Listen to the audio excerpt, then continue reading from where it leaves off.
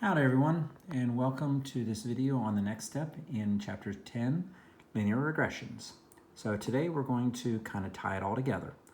We're going to go through all of the steps here, and at the end of this we're going to interpolate or extrapolate from our data sets. So what are we up to? Well, step one is we're going to collect some data that's going to be by very nature.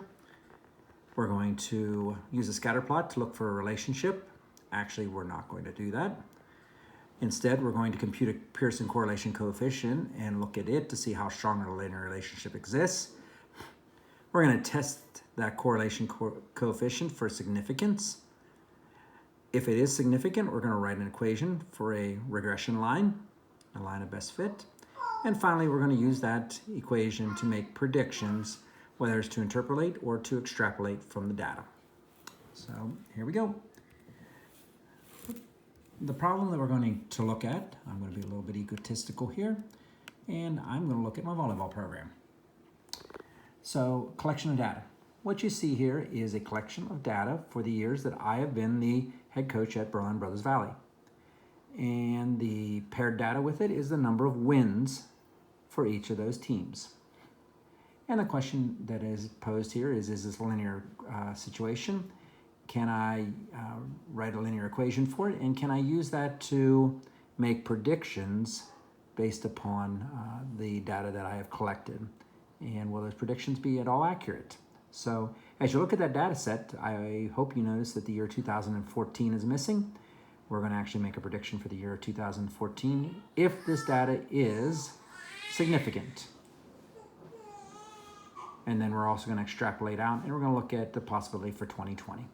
So step number one, we need to, well, we've done that actually, collect the data. Now we need to get a correlation coefficient. So I'm going to grab my handy dandy calculator, and I'm going to get myself into two variable data, and I'm going to hit the data key, and I'm going to put all the data in, which I've already done, and I'm going to hit the stat var key and let it calculate it up. And I've been head coach for 12 years at Berlin. Scroll across, and I get my correlation coefficient. So my correlation coefficient for this is 0.814. All right, 0.814. Not extremely strong here, so I don't know what's going to happen here. So correlation coefficient, 0.814. Step number two, we want to test that correlation coefficient for significance. So if you remember from our last lesson, the hypothesis for this is there is no correlation, or there is a correlation going on here, a linear correlation.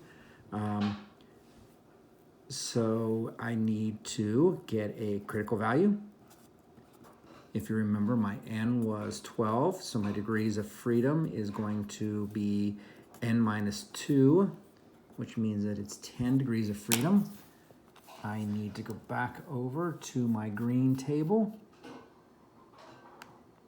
My T table, I've got, this is my 95% row, and I've got 10 degrees of freedom. So 2.228 is the value I'm working with this time.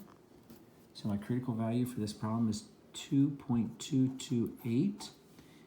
If you recall, the formula for this is to take the R times the square root of n minus 2, which is my degrees of freedom, over 1 minus r squared. So R is 0.814, square root of, I had 10 degrees of freedom, 1 minus 0.814 squared. Okay, plug that in the calculator real quick. So,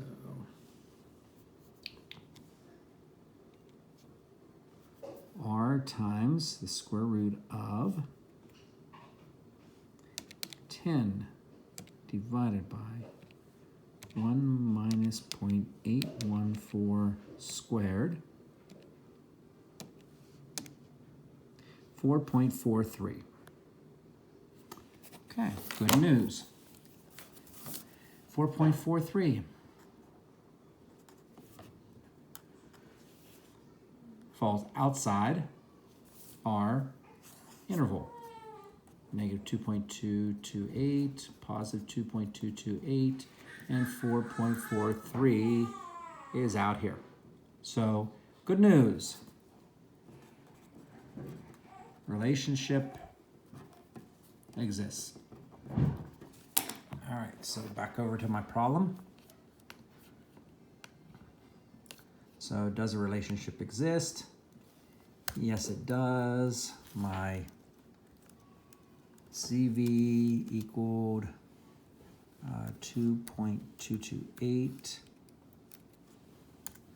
My test value equaled 4.43. So a relationship does exist.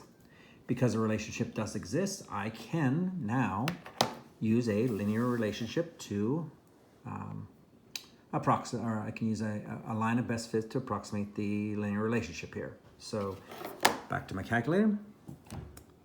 Stat4 again, slide over to the screen where it had the R, and there also is A and B.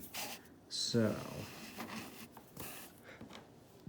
I'm going to write out my equation. My equation fits the form y. And I'm actually using y prime because that's a prediction of y. A, which is 0.67, x plus, and if you recall from algebra class, 0.67 would have been the rate of change, so we were winning 0.67 more games per year, negative 1331.64, which in this case, that value is basically meaningless. It means that year zero, the year that Jesus was born, the calendar began, we would have won negative 1,331 games, which just isn't at all possible. So that's a meaningless B value in this case. But there's my linear relationship. So it said I was to do that to 2 decimals, which I did. So y prime equals 0.67 x, sorry if I'm moving around a lot, minus 1331.64. All right, coefficient of determination. All right, this was in the lessons from Khan Academy. The correlation of coefficient of determination simply gives me what percentage of the data is directly attributed to the year and the number of wins for that year. So as time is passing, we're getting more wins, but there are other things that are involved in that, and why are we getting more wins? So not everything here is going to be attributed directly to just time passing and us winning. There has to be some other variables involved. So if you recall, we'd simply take R and square it. So in this case, only 66% is actually attributed directly to this relationship. So it's 0.663. So the coefficient of non-determination is the percent of the relationship attributed to chance, and that's everything else. So that's found by taking 1 minus 0.663, which is 0.336. So 33% of this is just attributed chance. It's other things like different kids coming into the program. Maybe our training programs have gotten better over the years. Maybe I've gotten smarter about how I do things. Maybe the teams we're playing suck more than they used to. There are other things that are attributed to the relationship beyond just time passing and the number of wins increasing. All right, so we've got the brunt of it here done. Where does this all take us? We can use all of this to make point estimates. And point estimates are predictions, and the predictions are the big thing at the moment. They're making lots of predictions about, everything to go along with a pandemic we're in. And how are they doing this? They're doing it much in the same way you and I are doing this right now. They're collecting data and they are writing equations, whether it's linear equations or exponential equations or whatever it is, and they're plugging data in and they're getting a result. And in this case, we're going to plug in the year 2014 and see how many wins the Berlin program should have had in that year based upon the data we've collected. This is really simple, guys and gals. Go back to your stat var key again. Slide here to where it says y prime and simply plug in 2014. And it says that in 2014, we should have won 19 games. So my best point estimate here was 19. 19 wins in 2014. Well, here we go. My volleyball coaching record. Oh, sorry, I scroll up here. I've kept a log over the years of my wins and losses. So if we scroll down to 2014, haha, how about that? That's a pretty doggone good equation and predictor. So let's use it to make a prediction for 2020. So, let me back up for a second. I apologize. Because I looked within the range of the data. The range of my data was from 2007. This is where I took over Berlin, 2007, until now. And because I looked within that range, this is known as interpolation, and I can be pretty doggone confident in the value that I got. And as you can see, it worked out really, really, really good in this case. What we're about to do, though, is called extrapolation.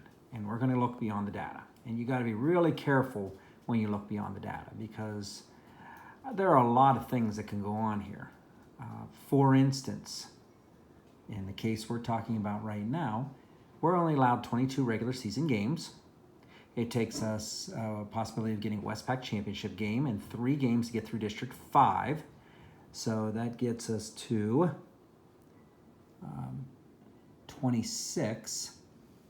And then as you work your way through the state playoffs,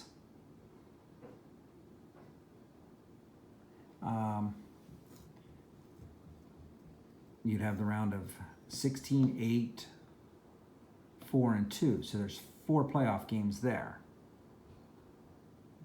So I could never have more than 30 wins in a season. So if it would come out to be 30, that would be bad data. Something to take note of. We play tournaments, and tournaments are worth 2 of our games. So I'll never have more than 26 games in a season. Which, if you look at 2008 when we made it to the finals. We had exactly 26 games that year. So any value I get that's beyond 26 is not going to be a good value. And I should really not use it. I think we'll be okay here. I don't think this one's going to go beyond 26. But let's find out. So back to y prime here.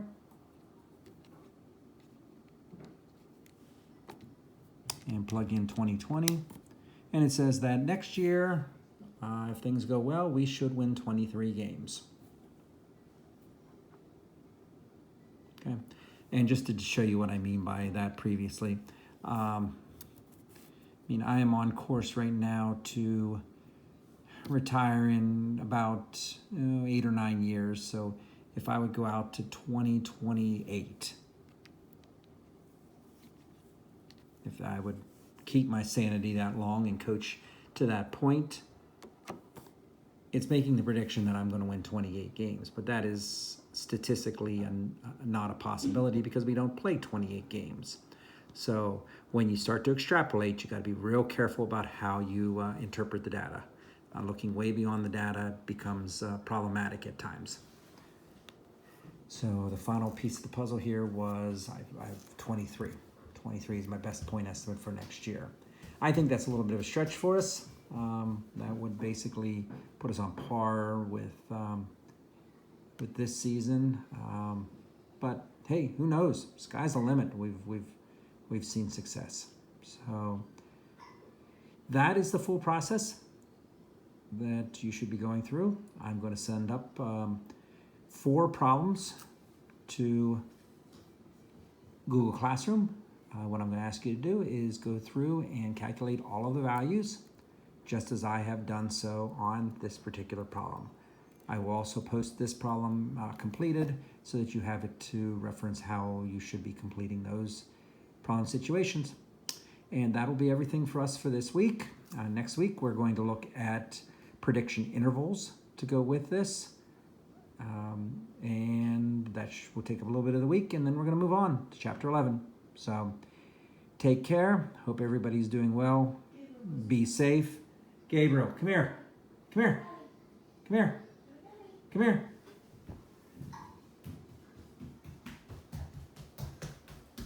Gabriel, say bye-bye. Say bye-bye. Hey. Oh, shoot. I thought I'd get him to say bye to you. But hey, no, don't have a seizure. Say bye-bye. Bye-bye. Bye-bye. Well, so much for that idea, guys and gals. But hey, take care.